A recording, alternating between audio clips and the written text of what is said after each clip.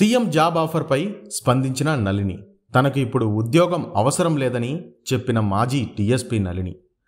సాయం చేయాలనుకుంటే సనాతన ధర్మానికి అవసరమైన నిధులు ఇవ్వాలని విజ్ఞప్తి. తెలంగాణ ఉద్యమంలో కీలక పాత్ర పోషించిన మాజీ డీఎస్పీ నళిని సంచలనంగా మారింది. సీఎం రేవంత్ రెడ్డి తన గురించి ప్రత్యేకంగా ప్రస్తావించడంపై సుదీర్ఘ లేఖ రాశారు. ఆమె వ్యక్తం చేసిన అభిప్రాయాలతో కూడిన ఈ ఉత్తరం ఇప్పుడు కలకలం రేపుతోంది. సోషల్ మీడియాలో హల్చల్ చేస్తోంది. తెలంగాణ ఉద్యమంలో తన డీఎస్పీ ఉద్యోగానికి రాజీనామా చేసిన నళినిని తిరిగి విధుల్లోకి తీసుకోవాలని ఇటీవల సీఎం రేవంత్ రెడ్డి అధికారులను ఆదేశించిన సంగతి తెలిసిందే. మాజీ డీఎస్పీ నళినికి పోలీసు శాఖలో అదే ఉద్యోగాన్ని ఇవ్వడానికి ఇబ్బంది ఏంటని రేవంత్ అధికారులను ప్రశ్నించారు.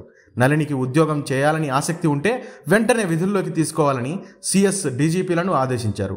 పోలీసు శాఖలో మార్గదర్శకాలకు సంబంధించి అవరోధాలు ఏమైనా ఉంటే అదే హోదాలో ఇతర శాఖలలో ఉద్యోగాలను ఇవ్వాలని రేవంత్ రెడ్డి సూచించారు. అయితే తనకు తిరిగి ఉద్యోగం ఆఫర్ చేయడంపై మాజీ డీఎస్పీ నళిని స్పందించారు. సీఎం రేవంత్ రెడ్డి తనపై చూపిస్తున్న అభిమానానికి కళ్ళు చెమ్మగిల్లుతున్నాయన్నారు. గతం ఒక రీల్లో తన కళ్ళ ముందు కదులాడుతుందని చెప్పారు. తనకు తిరిగి ఉద్యోగం చేసే ఆసక్తి లేదని, తనలోని డైనమిక్ ఆఫీసర్ని గతంలోనే హత్య చేశారని ఫేస్బుక్లో సుదీర్ఘ పోస్టు రాశారు. గౌరవనీయులైన సీఎం గారు, మీరు నాపై చూపిస్తున్న అభిమానానికి నా కళ్ళు చెమ్మగిలుతున్నాయి. మీ ఆత్మీయత నా హృదయానికి గొప్ప స్వాంతన కలిగించింది. ఈ నేపథ్యంలో గతం ఒక రీల్లా నా కళ్ళ ముందు కదులుతోంది. ఇన్నాళ్ళు నేను ఒక సస్పెండ్ ఆఫీసర్గా సోషల్ స్టిగ్మా అంటే మరకను మోసాను. నన్ను ఆనాటి ప్రభుత్వం 3 ఏండ్లు ఇలా ఇబ్బంది పెట్టింది. ఒక్క మాటలో చెప్పాలంటే క్షణక్షణం ఒక గండంలా గడిచింది. తెలంగాణ ఉద్యమం ఉవ్వెత్తున లేచినప్పుడు 2009 డిసెంబర్ 9న నేను చేసిన రాజీనామా చాలా సంచలనం రేకెత్తించింది. అదే రాత్రి చిదంబరం గారు చేసిన ప్రకటన ఉద్యమాన్ని చప్పున చల్లార్చింది. కానిస్టేబుల్ కంటే హీనంగా ట్రీట్ చేశారు. నాటి సీఎం రోషయ్య గారు మహిళా దినోత్సవం రోజున నాకు నా ఉద్యోగాన్ని కానుకగా తిరిగి ఇస్తున్నట్లు ప్రకటిస్తే నేను రాజీనామాను విత్డ్రా చేసుకొని డిపార్ట్మెంట్లో చేరాను. నా జీవితంలో నేను చేసిన అతి పెద్ద తప్పు అదే. 18 నెలలు పద్మవ్యూహంలో చిక్కుకున్నట్లు నేను ఎదుర్కొన్న ఒత్తిడి, అవమానాలు నాకు బ్యూరోక్రసీపై నమ్మకం పోయేలా చేశాయి. ఉమెన్ ప్రొటెక్షన్ సెల్లో పోస్టింగ్ ఇచ్చి నాకు ఛార్జ్ మెమోలు ఇచ్చి ఎక్స్ప్లెనేషన్ రాయమనడం, యాన్యువల్ కాన్ఫిడెన్షియల్ రిపోర్ట్స్లో అడ్వర్స్ రిమార్క్ రాయడం, అంటే చెడుగా రిమార్క్ రాయడం, బ్యాచ్లో నా ఒక్కదానికే ప్రమోషన్ను ఆపేయడం, ప్రొబేషన్ పీరియడ్ ఎక్స్టెండ్ చేయడం వంటివి చేశారు. నన్ను ఒంటరిని చేసి ఒక కానిస్టేబుల్ కంటే హీనంగా ట్రీట్ చేశారు.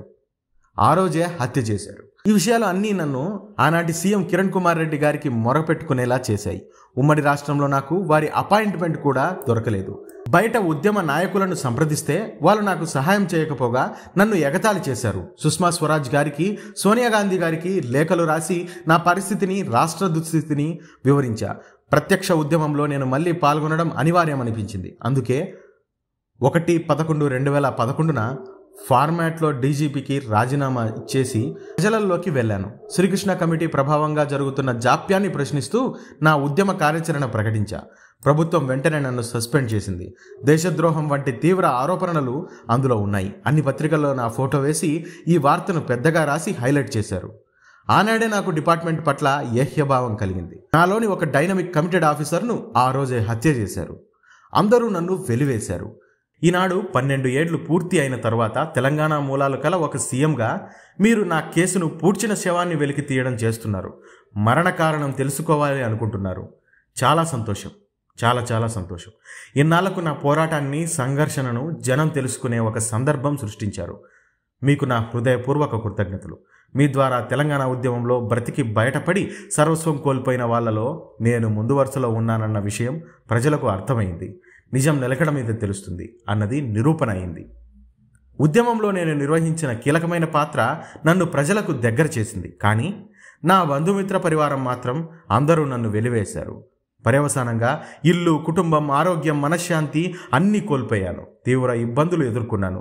జీవోత్సవంలా బతికాను. ఇంకెటువంటి త్యాగము చేయలేను. 2 ఏళ్ల క్రితం దేవుడి దయ వల్ల నా జీవితంలోకి మహర్షి దయానంద సరస్వతి ప్రవేశించాడు. వేదమాత, యజ్ఞదేవతలు నాలో తిరిగి ప్రాణం పోశారు. అందుకే నేను నా జీవితాన్ని ఆ మహనీయుని చరణాలకు సమర్పించుకున్నాను. జీవితంలో 10 జన్మలకు సరిపడా కష్టాలు పడ్డాను. ఇక చాలు. ఇంకా నేను ఎవరి కోసం ఇంకెటువంటి త్యాగము చేయలేను. జన్మరాహిత్యం కోసం అష్టాంగ యోగ మార్గంలో నడుస్తున్నాను. వేద ప్రచారకురాలిగా, వైదిక యజ్ఞబ్రహ్మగా సనాతన ధర్మాన్ని ప్రచారం చేయడమే నా ముందున్న కర్తవ్యం. దీనివల్ల నా ఆత్మ ఉన్నతితో పాటు సమాజ ఉన్నతికి కూడా పాటుపడవచ్చు. కాబట్టి నా పంతా మార్చుకోలేను. ఈ ఉద్యోగం నుంచి ఎవరూ సస్పెండ్ చేయలేరు. మీరు భావిస్తున్నట్టు పోలీస్ కాకుండా వేరే ఉద్యోగం కూడా నేను చేయలేను. ఎందుకంటే నా అమూల్య సమయాన్ని బ్యూరోక్రసీకి వెచ్చించలేను. శ్రేయో మార్గం విడిచి మళ్ళీ ప్రేయో మార్గం వైపు రాలేను. అన్ని దానాలలో గొప్పదైన విద్యాదానాన్ని చేస్తూ పుణ్యం మూట కట్టుకోవాలనే కోరిక తప్ప నాకు ఇంకేమీ లేదు. పరమేశ్వరుడు నన్ను క్రిమినాలజీ నుంచి ఫిలాసఫీ వైపు నడిపించాడు. గన్ స్థానంలో నా చేత వేదం పట్టించాడు. నా వాణిలో మాధుర్యం నింపి నన్ను ఆచార్యను చేశాడు. నా ఈ ప్రస్థానం చాలా సంఘర్షణమయం, వేదనాభరితం. నన్ను ఈ ఉద్యోగం నుంచి ఎవరూ సస్పెండ్ చేయలేరు. నేను దీనికి రాజీనామా చేయాల్సిన పరిస్థితులు ఎప్పుడూ కలగవు. స్టేటస్ కోకు అనుమతించండి. కాబట్టి అంతిమంగా నేను సీఎంగా మిమ్మల్ని కోరేది ఏమిటంటే, నాపై కరుణ చూపి స్టేటస్ కోకు అనుమతించండి.